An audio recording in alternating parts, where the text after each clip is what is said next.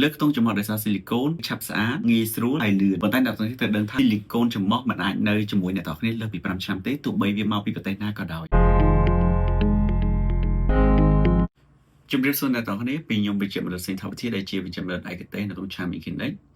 ដែលបានបញ្ចប់ការសិក្សានៅក្នុងក្រុងភ្នំពេញក៏ដូចជាផ្នែកឆ្អឹងមុខនៅក្នុងទីក្រុងកុងប្រទេសបារាំងខ្មែរយើងឬក៏អាស៊ីរបស់យើងគាត់តែងតែមានបញ្ហាចំហទាបគាត់ធ្វើ rhinoplasty de augmentation ដើម្បីធ្វើឲ្យចំហនោះរត់ទៅខ្ពស់មិនវះកាត់និងវះកាត់តែថ្ងៃនេះខ្ញុំលើកការវះកាត់ដោយសារការវះកាត់ហ្នឹងក៏មានបែងចែកដែរមានការប្រើប្រាស់ខ្ទង់ពីក្រៅមកនិងការប្រើប្រាស់ឆ្អឹងខ្ចីរបស់ខ្លួនឯងហើយថ្ងៃនេះខ្ញុំលើកពីការប្រើប្រាស់ខ្ទង់ខ្មែរយើងសាប្រើដោយសារគេតែងតែកុហកអ្នកជំងឺថា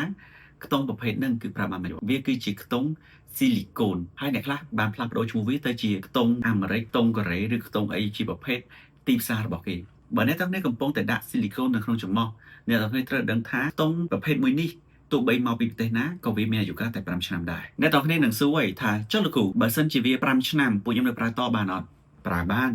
ប៉ុន្តែវា expire ហើយការដែលផុតកំណត់របស់វា expire ហ្នឹងបើសិនអ្នកទាំងនេះប្រើធ្វើចំហអ្នកទាំងក៏អាចក្រហមឬក៏អាចឆ្លងមេរោគឬក៏អាចធ្លាតែម្ដងដូចជាករណីអ្នកគ្រូ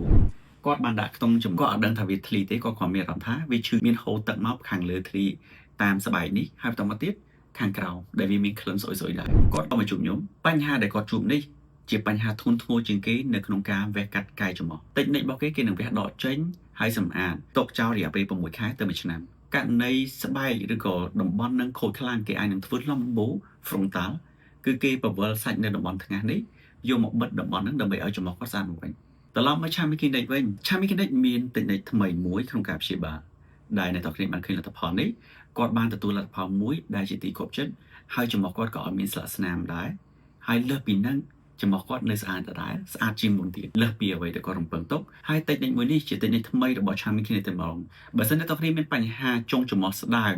ចុងចំហក្រហម